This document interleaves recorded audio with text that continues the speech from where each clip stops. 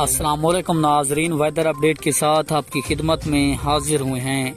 आपको बताते चलें, कराची के हवाले से इंतहाई बड़ी और अहम खबर सामने आ गई है, तो मैं आपको मुकम्मल तफसील के साथ आगाह करता हूं। कराची में मजीद बारिशों की पेश गोई की गई है या नहीं, तो इसी हवाले से मुकम्मल तफसील के साथ बात करने वाले हैं। ये जो बारिशी सिलसिला है कराची और सिंध से कब ख़त्म हो रहा है, तो इसी हवाले से ताज़ा तरीन रिपोर्ट महकमा मौसमियात ने जारी कर दी है। तो उससे पहले आपने वीडियो को लाइक और चैनल को सब्सक्राइब लाजमी करना है, ताकि आपको हमारी नई वीडियो का नोटिफिकेशन सबसे पहले मिलता रहे।